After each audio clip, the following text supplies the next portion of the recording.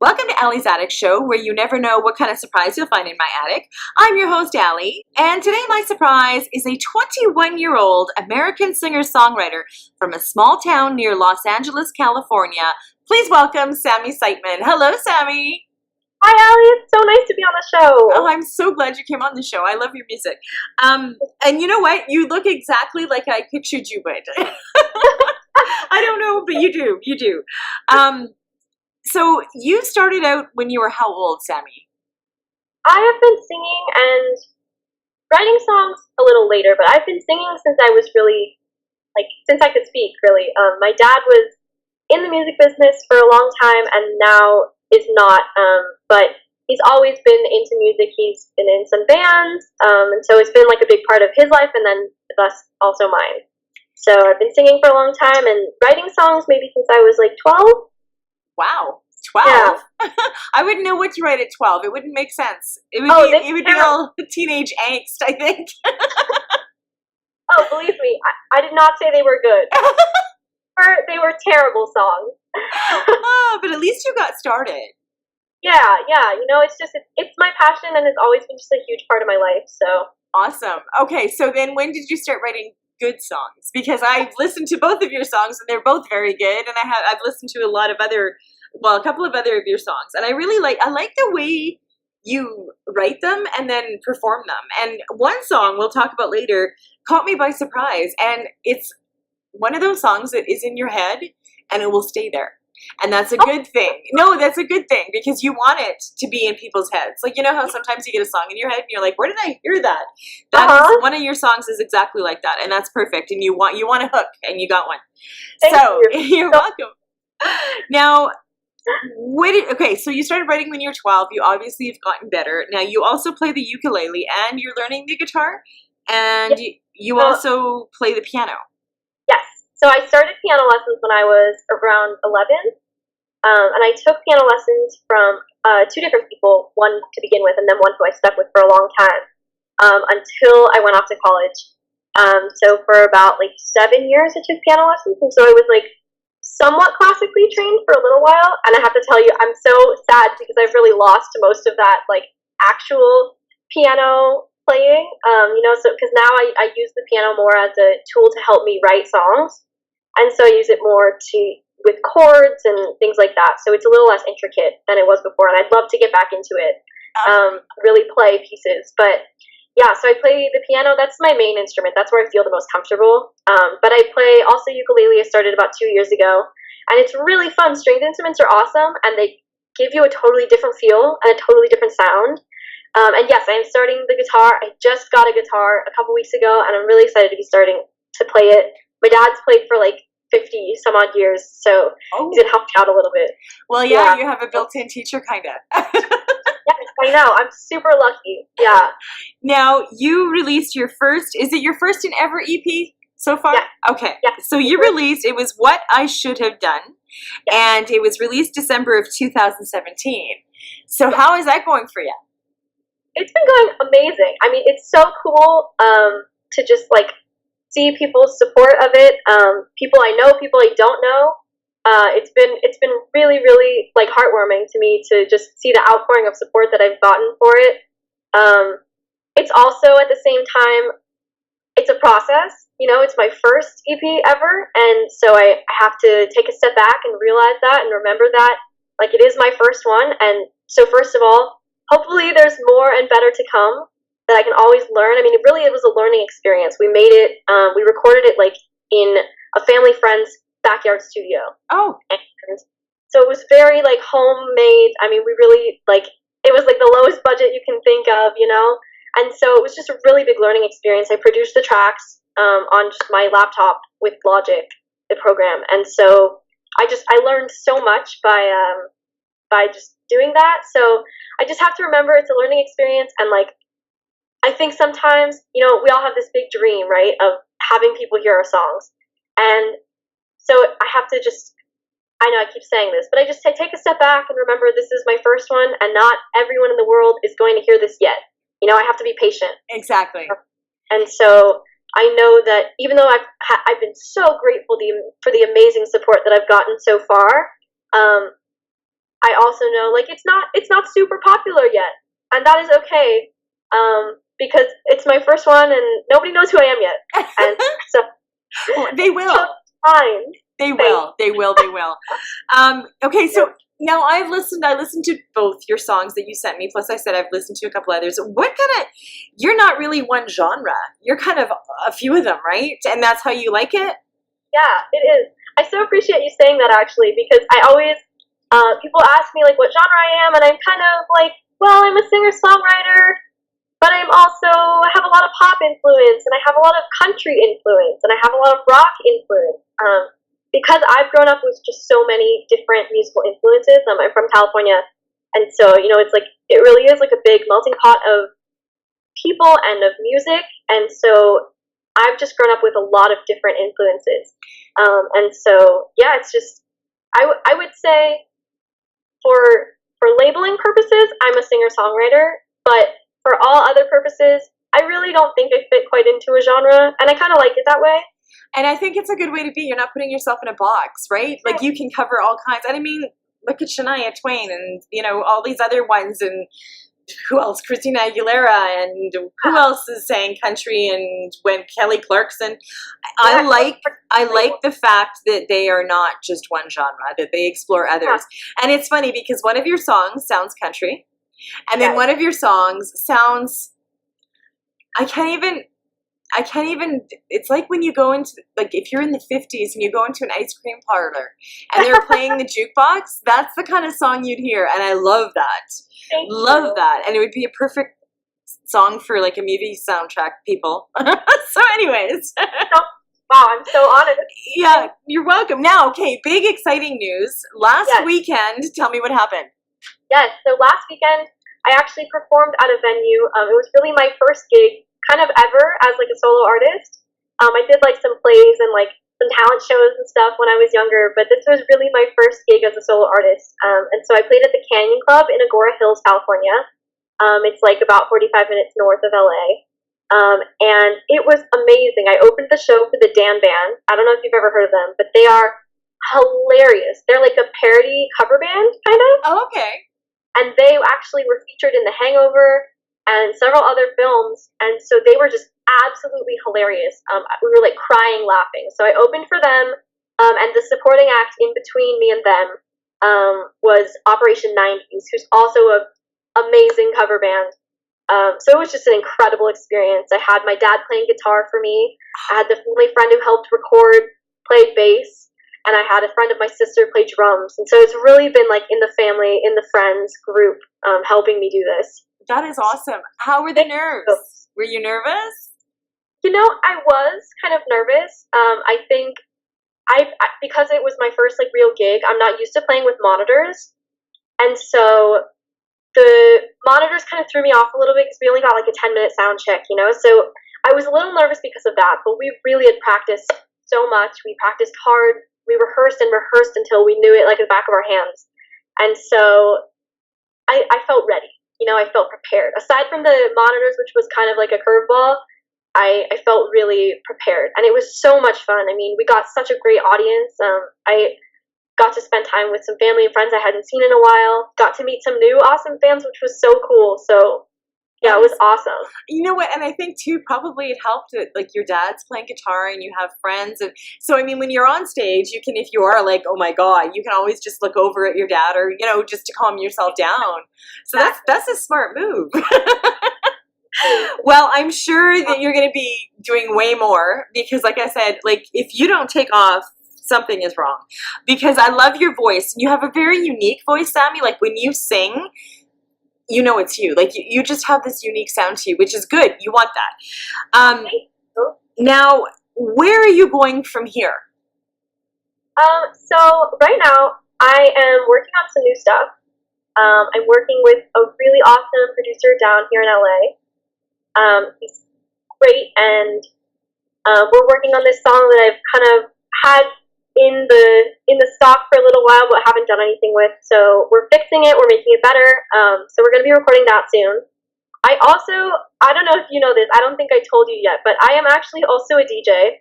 I'm not a very good DJ, but I go by Samix as a DJ. I released a song about 2 years ago that I just made entirely from GarageBand on my computer. All the sounds were from GarageBand, and they're royalty-free Apple loops, so you're totally allowed to like use them and sell them. So I made them. I made a whole song out of this, and it was super fun. Like I had the best time doing this, and so I had another song that like I started it, but my first song didn't really have any words. There is a part of me singing, but no one can really hear it, and I did that on purpose. But this new song, I really want it to be kind of like you know how Kygo and some other DJs like that, they do like their DJ song and then they have like a singer be featured. Yes. So I thought it would be kind of fun to have like Samix release a song and then Sami Siteman being featured, even though it's all gonna be me. That is cool. That if you can do it, yeah. But yeah, so I'm gonna be working on that as well, and I'm pretty excited about it. I've been kind of stuck on lyrics because I've had this song like ready to go for like a while. So I need to figure out what I want the lyrics to be. But aside from that, that will be coming out hopefully this summer. And then I actually have 1 year left of university. Oh. And so yeah, so I'll be up there in August, September, and finishing up that, and hopefully working on music while I'm there too. So awesome! That is so cool. Thank you. Okay, so I ask everybody that comes on my show, and when you release that single, number one, if you want me to help promote it, send it to me. I have a page on my website called Allie's Odds and Ends. I can't talk now. That I'll throw it up there and help promote it for you. Thank you so much. You're welcome. Now, if you had any advice, Sami, even though you're 21, you've gone through trials and tribulations getting to where you are. What kind of advice would you give an artist, do you think? You know, funny, actually, in my show last week, so like I said earlier, you know, I used to do some like acting when I was younger, just in like the neighborhood plays and stuff like that. And I was in an a cappella group for a while, and so singing has always been, you know, I've loved doing it and performing with a group. You know, I've been used to performing with a group, but I haven't performed on my own really until last weekend. And so I've always been kind of scared. I always thought I had stage fright, and even when I got over the stage fright, I still just kind of thought that I didn't have a very good stage presence, you know, because like I see these singers in these groups, especially like Operation 90s and the Dan Band, who went after me, who are just like half of their act is the performance, you know. Mm-hmm. It's funny, they're great, they're big, you know, and so for me, I'm just me. I stand there and I sing and I talk to the audience and I try to connect, but I'm not like a huge performer, and I always thought I had to be. But I realized at that show that I don't.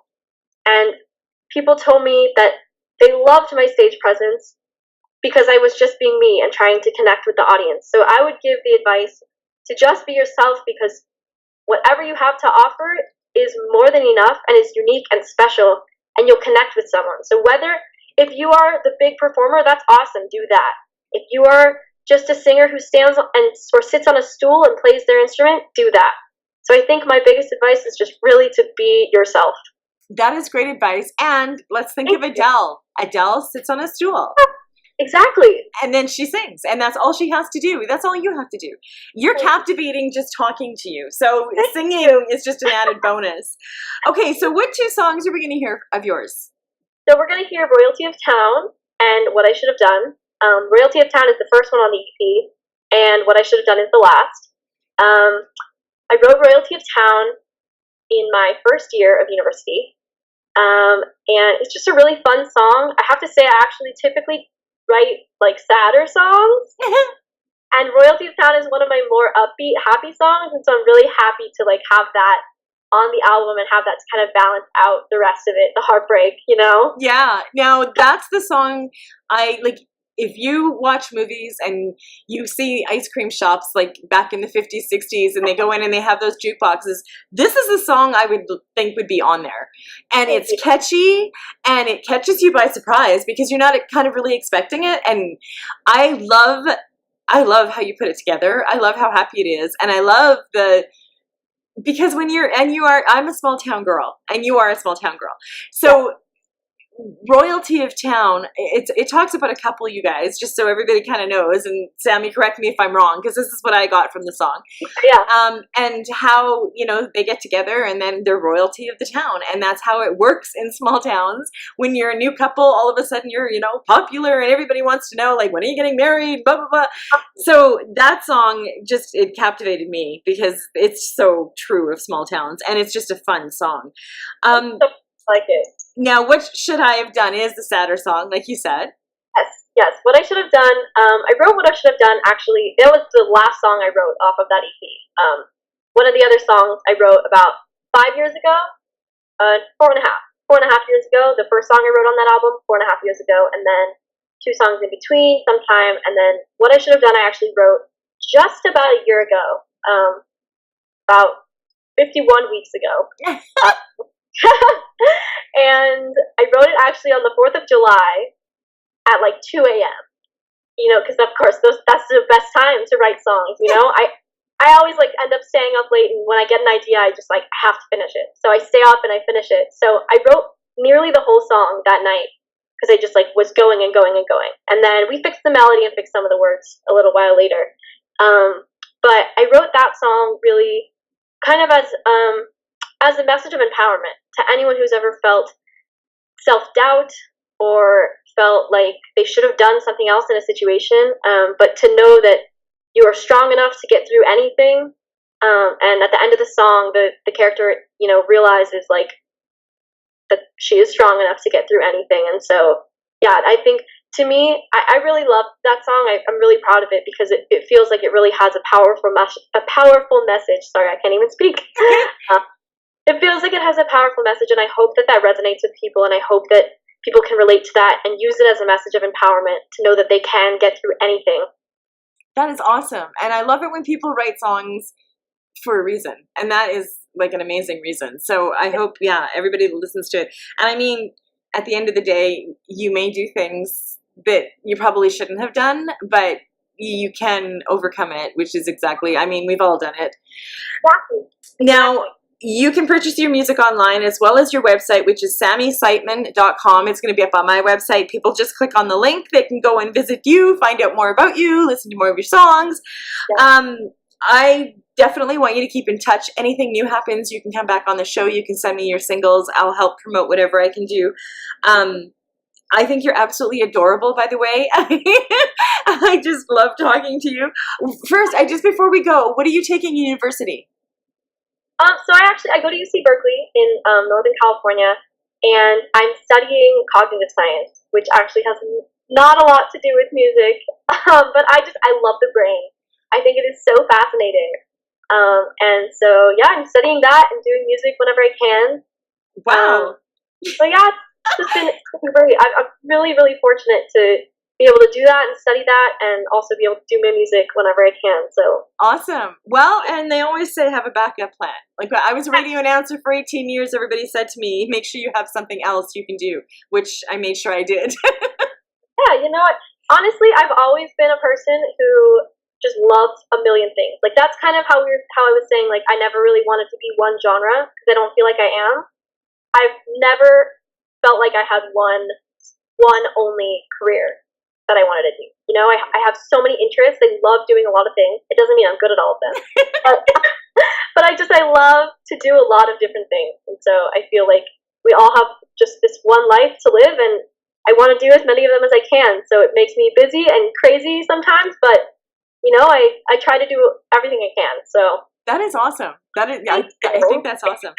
Thanks. Okay, so I want to say thank you for coming on my show. I'm so glad I found you, heard you, the whole I'm so glad you're on my show. Don't ever stop doing what you're doing. I mean, whichever you decide to do, but I love your songs. And I love that you're not one genre, and that is my big thing. I don't like people putting themselves in a box, and you definitely don't. So I wish you the best of luck going forward, Sami, and like I said, keep in touch, and thank you so much. Thank you so much. You are so sweet. This has been so fun. I was so excited all week to do this. I posted it on my Instagram. I don't know if any of your followers here, fans, are on Instagram, but you can follow me at Sami Siteman Music. And if you are not following Allie already, you absolutely should.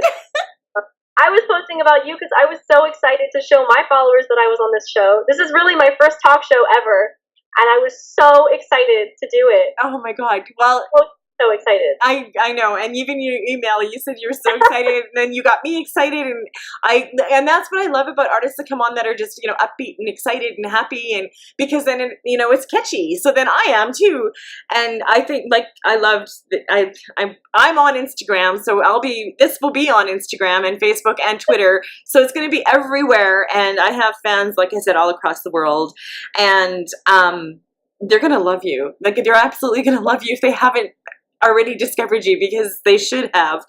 So yeah, like Sami, thank you for your excitement, thank you for coming on, and like I said, the best of luck to you. Thank you so much to you too. And thank you for joining me on Ellie's Attic Show. Keep checking my website, because you never know what kind of surprises you'll find in my attic. Cheers.